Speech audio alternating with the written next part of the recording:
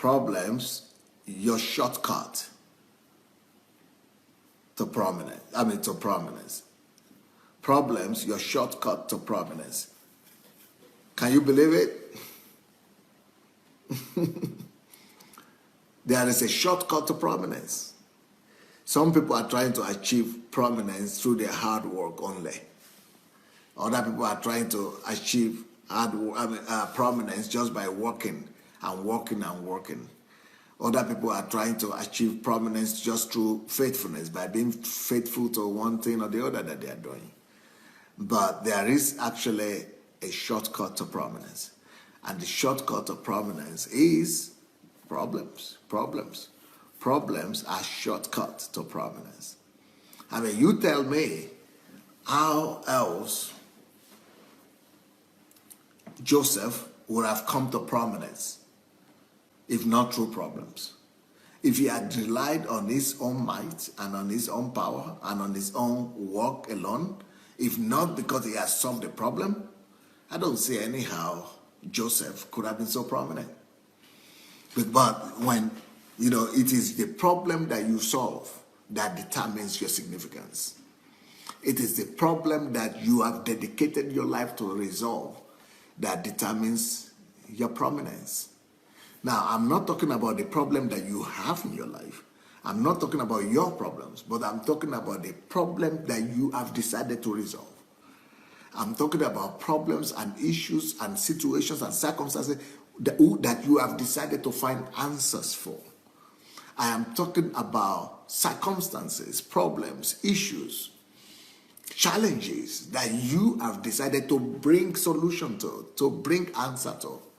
So it is the problems that you have brought answers to that determine your prominence. It is the problems that you have dedicated your life to provide answers to that determine your significance in life. So your significance is in the hands of problems that you decided to resolve. I remember, one time in my country, Nigeria, so many times I've been approached to have a property or to have a house in Nigeria. And several times I've actually come with money and I thought I want to have a house in Lagos or somewhere. But each time I'd gone back without buying a house or without even buying an apartment, without buying anything. And the reason is because I see so much problem around me. I mean, imagine me come just before, by the time I drive from the airport to the place they want me to buy a house in, I've seen so much sorrow, so much tragedy, so much problem that I lose appetite. I lose the desire to even have a house in that country. I even lose the desire to do any other thing other than resolve a problem. So what I'm saying is that you don't even, if you go to Africa, I don't think this is just about Nigeria. I mean, just today, I was looking into the internet and I saw the picture of one of the cities in Africa. I mean, everywhere you look is problems. And the impression you have is that nobody cares about these problems. The impression you have is that nobody even notices problems. And I just keep on thinking, don't they know this is their chance? Don't they know this is their chance? This is their opportunity to prominence. Okay, for example, today, what I saw today was, I saw that electric poles, there are electric poles in the street. All over Nigeria, where I come from, they carry electricity by poles. They have poles carrying electricity right in the city. And then, not just the poles, but you have electric wire, transporting electricity around the city. And it just paints a very ugly, horrible picture. I mean, you see all over the city, this electricity, wire hanging everywhere, just ugly, just out of order. And I'm thinking, that is so easy That is so easy to resolve. Why can't anybody, I mean, a country of 200 million, for God's sake. And some of these people even have studied engineering. I didn't even study engineering, and I know how to resolve that. Some of them even studied electrical engineering, not just engineering, they studied electrical engineering. And it's not even crossing their mind to come up with an idea of how to build cities and clean up our cities, remove all the wires and all the, what did I call them? The pillars, and just make your city look decent, make your country look decent. Okay, let's say you don't even have an idea of how to resolve it. Have you not been any other place? Can't somebody just volunteer that when you go abroad, when you go to Europe, you don't see those wires and those ugly sights? Can't it come to somebody's mind that how is it being done? Has it been resolved in other countries? Let's just copy them. Let's just be a copycat at least. So that's just one little problem that doesn't even bother, it doesn't concern anybody. This is despite the fact that sometimes those pillars and those pillars fall down and people get electrocuted. People get electrocuted one time or the other from maybe rain falls or something falls, and then the electricity, people step on them and people die. Still, it doesn't even come to the mind of the government and or the rulers to provide a lasting solution for this thing. There's just one little problem.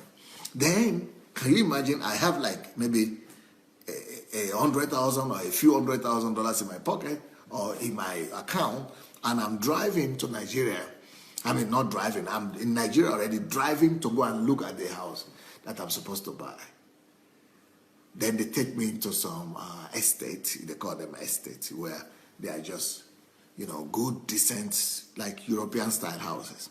But before we get to those estates, I see a whole city just scattered with all kind of constructions, just an embarrassment, just everything just scattered everywhere.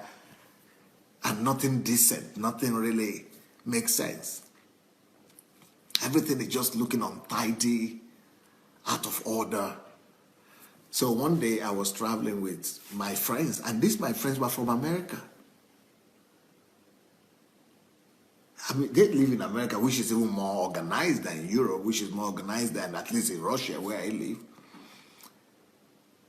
And I was the one telling them that this city, that I have an idea on how to rebuild this old city. I told them what to do with Lagos to rebuild it.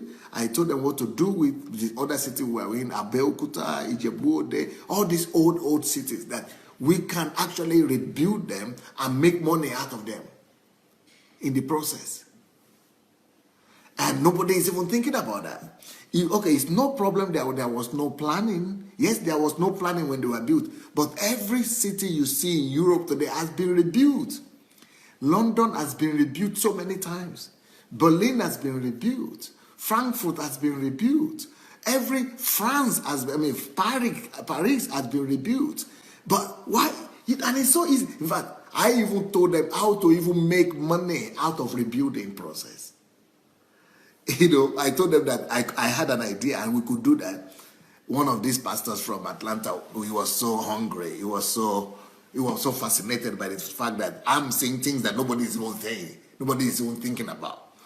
He was after my neck and he came after me and he started asking me, please, Pastor Sunday, tell me now, how do you see this thing being rebuilt? They don't even see any hope. They don't even see any way it could be resolved. So when I shared with him the idea of how we could really rebuild all those cities, we will not spend any government money, and you will still make money for the government by rebuilding the cities. He was so shocked, they couldn't believe it. He was a pastor, Sunday, you're a genius. I said, it's not about genius. Is the problem with you people who go to live outside. You live in England, you live in America, but you don't study how they have been able to build their countries. You only go there and live and work and just make a living. You are not doing research. And you people studied in America, you studied in England. Is education just about giving exams? It's about becoming an expert in problem resolution. You must not just live in a country. You must not just travel abroad. Everything you do, try to learn to be skillful in resolving problems. Anything you do, you must develop yourself, add value to yourself to make yourself an expert in problem resolution. You are not needed if you are not going to be an expert in problem resolution. Because you are sent to the world in the first place to resolve problems. Not just to work, not just to get a job. Can you imagine? I didn't even study engineering. I didn't even study physics or anything. I didn't even study anything. But I think and I question myself and I challenge myself to be a solution provider. It doesn't matter what topic. I just want to become a solution provider for everything in every area. That's why I've been able to write 300 books. I'm talking about 300 different topics. I mean, I'm going to write 1,000 books.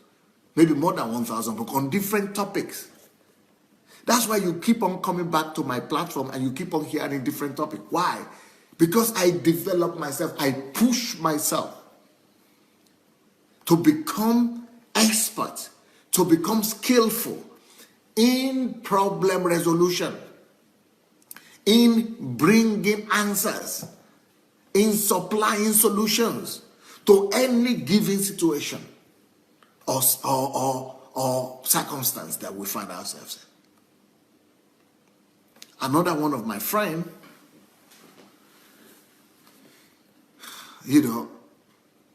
told me that Pastor Sunday, thanks to Pastor Sunday, I discovered the purpose of mathematics. Thanks to Pastor Sunday, I discovered the purpose of chemistry, physics. And thanks to Pastor Sunday, even though he himself was a professor of chemistry, physics, and those things, he said, thanks to Pastor Sunday, I started to see physics in the Bible. I started to see chemistry in the Bible. And I started to see mathematics in the Bible. Why? Because we question your mind, apply your mind. Make your mind work for you. Don't just exist on the earth. Don't just exist on planet Earth. Don't just walk about. That is what the dogs do in my environment here. Sometimes when I have my program, you see dogs walking about. Quack, quack, quack, quack. They're only concerned about finding something to eat. Then maybe they sleep with the mate. Sometimes they mate, and then they go and sleep. They wake up. The dogs just walk about. That is instinctive living. That is animalistic living. To be living and not just to be living and just be caring for our own survival. To be living and just be bothered about where do I sleep, what do I eat, and just be walking, taking your body out across the planet Earth. That is too simple. That is a simplistic living. That is not the way human beings are supposed to live. That is not the way Homo sapiens are supposed to live. We are human beings. We are Homo sapiens. We are men that are supposed to apply our mind in everything we do. So we don't just exist walking around the earth, finding somebody to marry and be sleeping with them, having some children, and then, what makes us to be different from animals is that we could provide solutions. We could resolve issues and problems. That is what makes us to be superior. We are not just supposed to be living by instinct alone. And what is living by instinct? That is what animals do. Animals are the ones that were created to live by instinct. And what does living by instinct mean? Living by instinct is living and caring only for what to eat, for what to drink, where to sleep, and who to mate with. If that is your primary existence, if that is your primary concern, you are living an animalistic life. I'm sorry to say. I know it sounds abusive and I know it sounds offensive, but I don't mean to offend you. I don't mean to offend anybody. I'm sorry if it's offending you or anything like that, but that's not what my intention. But just for me to open your eyes. Human beings are different from animals because animals only live by instinct, by what they need. Why do you want to eat? Because you get hungry. That's an instinct. Instinct is what you naturally need. If that is the only thing that you are living for, you are living the animal kind of life. I'm sorry to say. And if you look at people around us, if you look at people in our churches today, that is what we care about. We only care about the instinctive desires of our lives. Because instinct, it means that even without your desire, without your programming it, you still do those things because they are things that are natural demands of your flesh. So when you live only for the natural demands and the natural needs of your flesh, that is animalistic, instinctive living. So when you live, for example, just to eat, why do you want to eat? Not because you program it. You don't need your mind to eat. You don't need your brain to eat. So if you are functioning, doing things that you don't need to apply your brain in, that is basic animalistic living. So the reason why you want to eat is because you get hungry. So that is instinct. You don't need brain. If you want to dress, why do you want to dress? Because you feel shame. You feel the desire to cover yourself. That is instinctive thinking.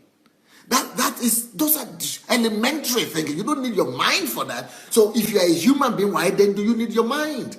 You need your mind for challenging tasks. You need your mind for challenging tasks. You need your mind for challenging problems. You need your mind to resolve complex issues, to challenge your mind, to cause your mind to work, to cause your mind to provide solutions, to calculate things, to plan things, to think ahead, to come up with complex solutions. That is why we need our mind. So if if the only thing you are thinking about is how to provide for my wife, for my husband, for my children, for my family, that is animalistic. Why? Because the instinct, the survival instinct does that. Animals do that. Animals care for their family only. Animals care for their type only. Animals, they do things that are instinctively necessary to be done for their own survival. And the way I look at so many human beings around me today, just horrible. It's like nobody has told us these things before. It's like we have not been taught these things. It's like nobody is opening our eyes to know the difference between living and existing. That kind of living, when you are living by instinctive desires and instinctive deeds, it means you are an animal. Two ways animals live. Not that you are an animal in the sense that we are all animal, Human beings also are animal. But we are not just animal. We are superior to animals because of Homo sapiens. It is how much you apply your brain that determines how human you are. So to the level you apply your brain, to the level you function out of your mind is what determines how human you are. To the level you apply your brain, to the level to which you function out of your mind is what determines how human you are. You are human only to the level by which you function not out of your instinct and not out of your stimulus, but out of your mind.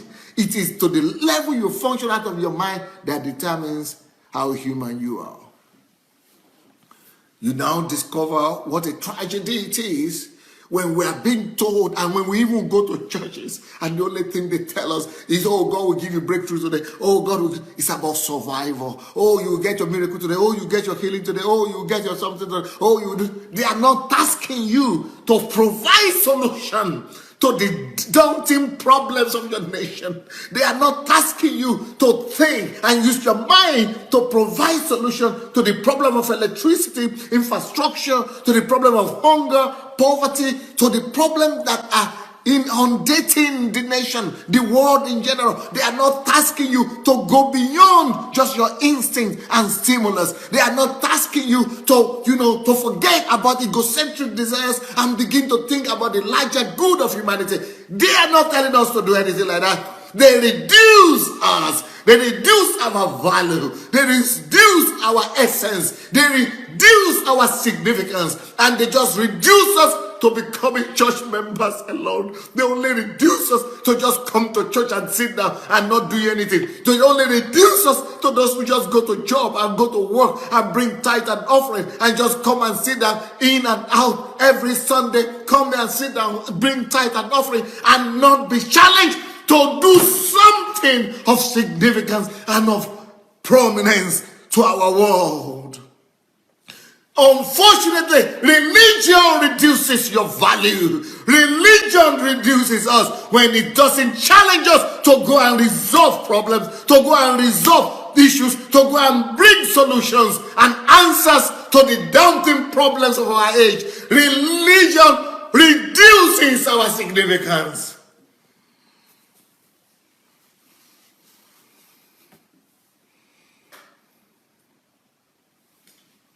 It's a shame. It's a shame. It is a shame. I started talking about my country, Nigeria. I mean, everybody just complaining. They want the government to do that. They want the government, as if they are not humans. One of the most significant factors that makes you a human is your ability to provide answers. But we are not even being taught. We are not even being taught and encouraged to provide answers, not to the significant issues of our lives. We are not even being challenged to be solution providers. We are not even being told that. We are not even being challenged to take on the issues, to take on problems, to take on all the things that are challenging our world. We are not even being challenged to do it. We are not even being told that that's what we are here for. They don't even tell us that's what makes us human. Our ability to resolve issues, to resolve problems. We are not even being told about problems as our challenge. That is what brings out the creativity of God from us. That is what makes us to be the nature of God. God himself started by resolving problems. He came from heaven and he saw there was darkness. There was voidness. Everything was dark and void. And that was a problem right there. That was a challenge. Did he just sit down in heaven to enjoy his problem-free life? Is that what God did? God is not so irresponsible. Our God is not an irresponsible God. My God is not an irresponsible God. My God is not an irresponsible God. My God is a responsible God. As a responsible God, He viewed it. He saw it as necessary. He saw it as due, as something that he must take upon himself to face the challenge of his day and of that particular hour. And the challenge of the hour was to get rid of that darkness, the utter darkness that was there in Genesis chapter 1 verse 1. It was his challenge. He took it upon himself as the challenge to remove the darkness, to get rid of darkness, and to bring shape and form. And he came out with a solution, with a beautiful answer, which is the beautiful earth and world that we are enjoying today. Don't you tell me you are his image if you are not doing the same thing. Don't you tell me you are God's image if you are not looking for troubles. Don't you tell me you are God's image if you are not looking for problems. Don't you tell me you are God's image if you are not doing the same thing your father did. Don't you tell me you are his image if you are not copying him. Don't you tell me you are God's son if you are not doing what God does. Don't you tell me you are God's child if you are not doing what your father does. Don't you tell me you resemble him if you are not doing like him. He is a creator. What have you created? What are you creating? He is an answer provider. What things are you finding answers for? He is a solution giver. What things are you giving solutions to? Where are the list of the problems of your age? Where are the list of the problems of your nation? Where are the list of the problems of your time, of your generation, of your city, of your town? Where are the problems that are challenging you? That are a challenge to you? What are the problems that concerns you? What are the issues that concern you?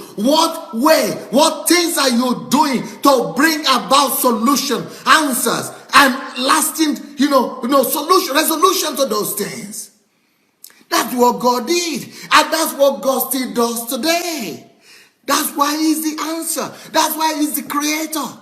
And He made us in His image to be co-creators with Him, to be creators just like Him. What are you creating? What answers are you creating? What answers are you bringing to your world, to your generation? Listen, let me tell you one thing. You only have one shot at life. You are in trouble. You are only having one shot at life. Only one shot at life. Only one chance at life. You are living soon, and you are going to be forgotten if you are not careful. You are going to be forgotten and will never be remembered if you don't begin to live to find solutions, to bring answers right now. If you don't begin to live for problems now, if you don't begin to dedicate your life to bringing an answer, you must find out, you must answer yourself, what area, where do you want to bring answers to? You must become an expert in bringing solutions and answers. If you don't do that, you will die and you will be forgotten. And you will not be better than your fathers and your grandfathers that nobody remembers. Even you don't remember your grandfathers in some cases.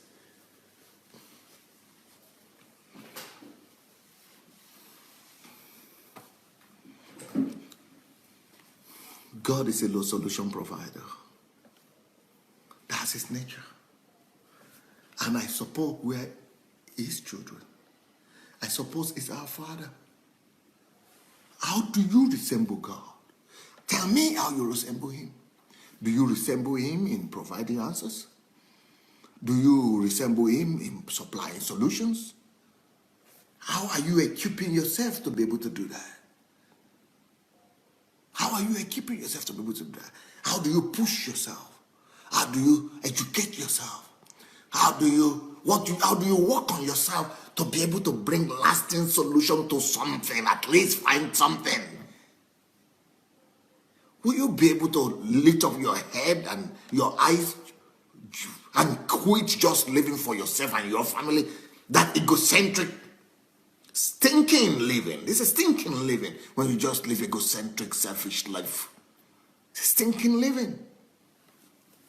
And then the other thing the other things that animals do, animals live by instinct. That's number one thing I told you. Then animals live by the second thing. We call it reflexes. Animals live by reflexes or stimulus. What does that mean? Instinct, when animals live by instinct, and when we live an animalistic life, when we live by instinct as well. I've already told you what living by instinct means. Living by instinct means there are desires that are living in me, in my flesh. I feel hungry, I want to eat.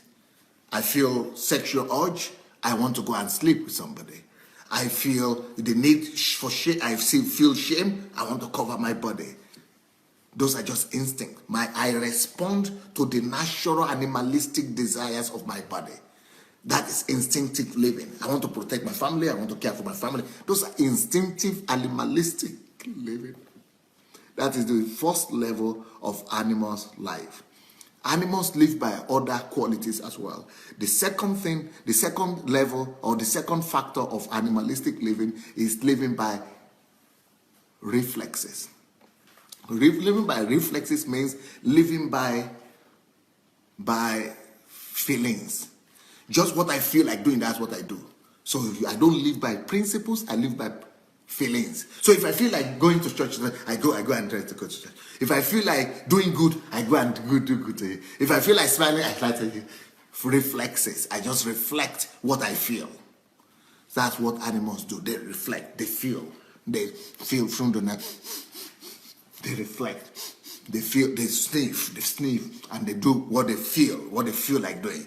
So but human beings are not supposed to be living by. We have reflexes as well. We can use them, but we are supposed to be living by principles. We are supposed to be using principles, standards, and truths. That's why Jesus brought truth and grace. Jesus brought truth. These are principles, standards, standards, truth, principles. That is what we're supposed to be living. So we're supposed to be waking up in the morning to say, okay, I have a goal. Then the next one is goal, purpose, target. Those are the things that human beings are supposed to be living by. Principles, truth, target, goals, mission. So we're supposed to say, okay, I have an agenda. I must bring solution to this problem, to the problem of girl child in my country. I must bring solution to the problem of pregnancy or lack of pregnancy. Or I must bring solution to the problem of stigmatization of barren women. I must bring solution to the problem of religious intolerance, or I must bring the solution to the problem of children who don't go to school, or I must bring whatever your burden is, whatever you have your burden for. That is what you have it, you set it out before yourself as a goal. You put it out as a standard. You know the truth that makes you want to do that. You want to bring that truth to the understanding of men. You want to bring answer, solution. So you have you have your target, you have your goals, and you have the principles that are guiding you. You have the truth that you are living by. You have the solution that you want to provide. You are not just doing it because you feel like doing it, reflexes. You just want to reflect what you are feeling inside. No, even if you are feeling the opposite, you still have your goals, you pursue it. Even if you are not feeling like it, you still have your principles and you abide by it. Even if you are not feeling like it, you have your standard. If you are feeling tired, but the standard is that I must do this thing to be excellent. You must do it to the standard. So it doesn't matter, I don't feel like doing it, I feel I'm tired, or it's the standard. You just must abide by the standard. That's how human beings operate. I'm afraid that our churches don't talk about these things. I'm afraid that our churches only talk about our instincts. They keep us animalistic. They keep us on animalistic standard, animalistic level of living.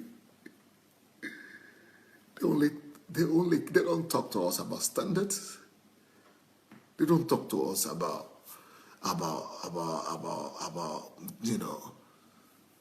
targets. They don't talk to us about truth, about principles, about things that really make humans. They keep us on the level of feelings. They keep us on the level of reflexes. They keep us on the level of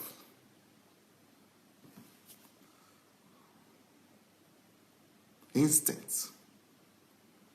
The third thing that the third manifestation of animalistic standard of living or an animal level of living is, I talked about instincts, I talked about reflexes.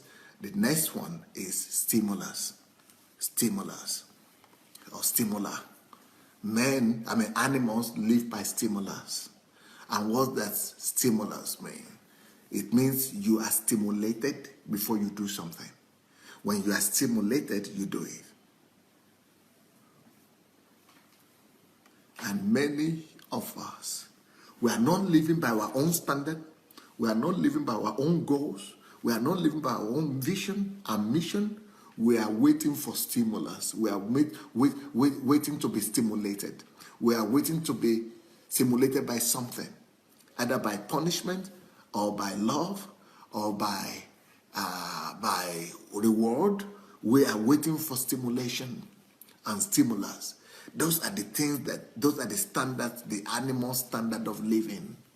Three things: instinct, reflexes, and stimulus. Stimulus means they beat me like this. They beat me and I respond. Somebody hates me and I hate him back. Somebody loves me and I hold it. Somebody smiles at me, I smile back. Somebody gives me something, I say thank you, thank you, thank you, thank you. Somebody, hates me and I begin to fight. Those are the things that animals do. If you beat an animal, if you wag this the tail, wag the tail like this. Those are stimulus. We are not supposed to be like living that kind of life. We are supposed to be living much higher than that kind of living. And the kind of living I'm talking about is to live a life of standards. Is to live a life of goals, principles. To live a life of truth.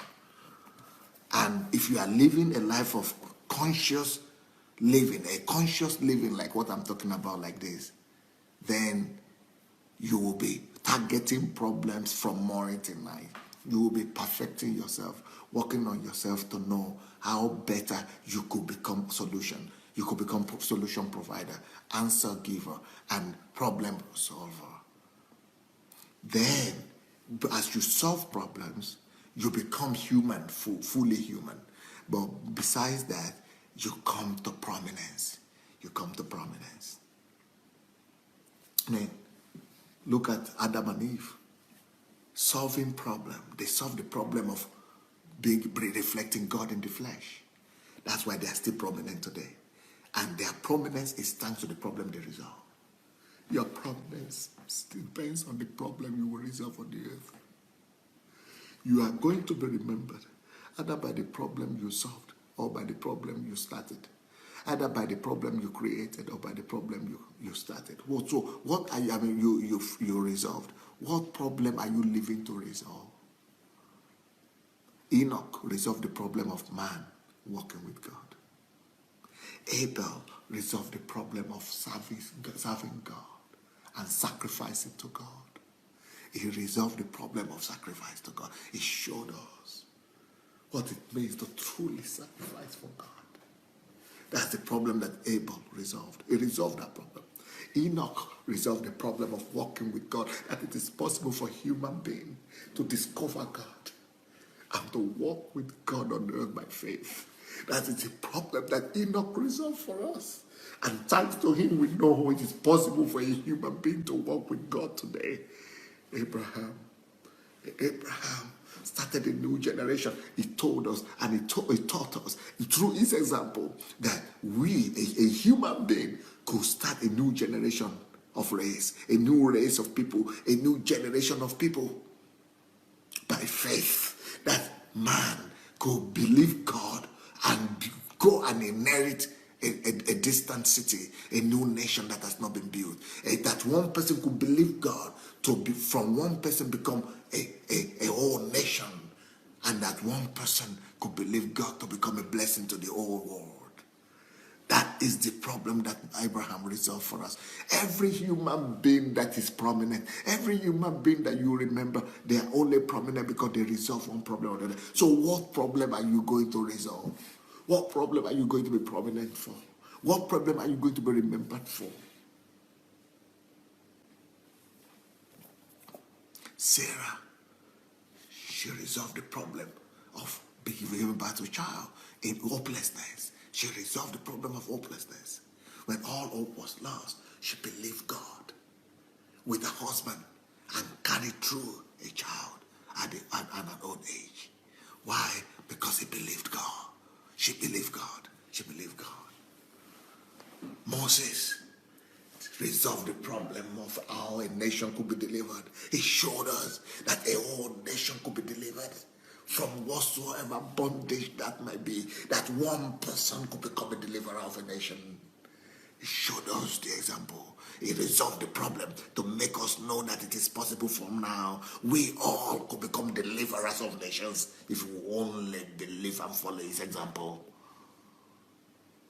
Anybody that is prominent, Bill Gates, he resolved the problem of personal computer to every household. Steve Jobs, he resolved the problem of smartphone to every people, every nation on earth. Everybody that is prominent, everybody that is known, everybody that is significant, it is only the problem you resolve that determines your prominence. It is only the problem you resolve that determines your significance. You are only significant, you are only remembered, you are only counted on earth by the problems you resolve, by the problem you choose to resolve. What are the problems you have chosen to resolve? What are the problem you have decided to bring solution to?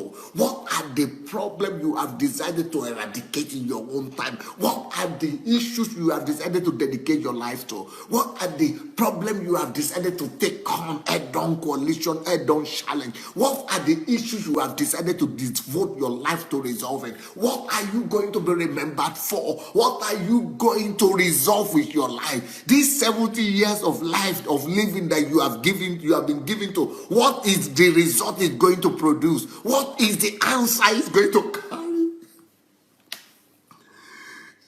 What, at least one issue, not be two, one. What one issue are you going to resolve without your life? A whole 70 years of living, what one issue will you resolve? We are not talking about, we are even not talking about the whole country. Don't even solve country problem. So at least one problem, anyone. What problem is your life going to resolve? Your whole life, with all your beauty, your big head, your big body and everything, or small body or big small head, what is it going to be resulted? What is the result that is going to be? What is the end result of that? Your whole everything, educational, master's degree or this degree, this work. What is the one issue is going to resolve? What is the end result of your life? We are not even talking about 3 or 4, 10 problems. At least one. One. At least one. What are you going to dedicate your life to resolve it? Coco Chanel. She was 70 years old when she decided to immortalize herself. 70 years old. And she started a beauty line. Up till now, she's so prominent. Why? She was promoted to prominence by the problem she resolved. She's long dead, but she's ever remembered.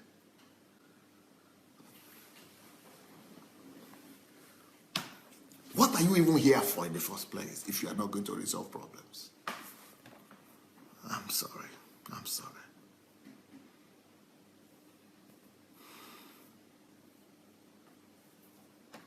Let me read once. Let me see at what time I have. Let me see if I have a few minutes.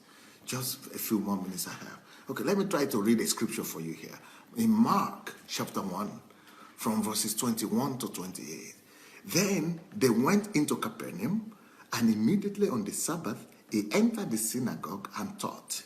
And they were astonished at his teaching, for he taught them as one having authority, and not as the scribes. Now there was a man in their synagogue with an unclean spirit, and he cried out, saying, "Let us alone. What have we to do with you, Jesus of Nazareth? Did you come to destroy us? Did you come to destroy us? I know who you are, the Holy One of God." But Jesus rebuked him, saying, "Be quiet and come out of him." And when the unclean spirit had convulsed him and cried out with a loud voice, it came out of him. Then they were all amazed. So they questioned among themselves, saying, "What is this? What new doctrine is this? For with authority it commands even the unclean spirits, and they obeyed him. And immediately his fame spread throughout all the region around Galilee. His fame, his prominence, his fame. You are going to be remembered only for the problems you solved or for the problems you created. Jesus we are just seeing an example of relevance and of prominence here and of fame. His fame, and immediately, his fame spread throughout the origin. And his fame is still spreading up to today. The fame of Jesus is still spreading up to today. And you know why? He solved the problem. He solved the problem. Prominence is as a result of problem solved. Significance is as a result of problem solved. Fame is as a result of problem solved.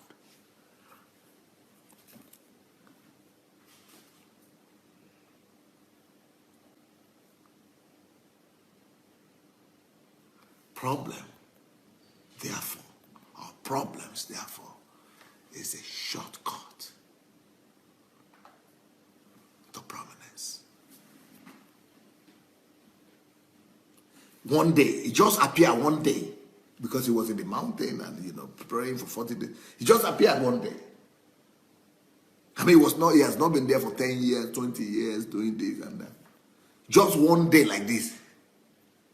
But what he did by that one day, he was on the mountain, preparing himself to become a solution provider, to become a problem solver. So he was fasting for 40 days. He was, studying, I'm sure. He was hearing God. He was doing what he needed to do. Then he just needed to appear one day. But he had a key. He needed to just solve one problem. If you solve the problem of the country, of your society, of your country, whatever they are in need of, one problem secures your place in history and in time and eternity. It secures your prominence. It secures your fame because you resolve one problem.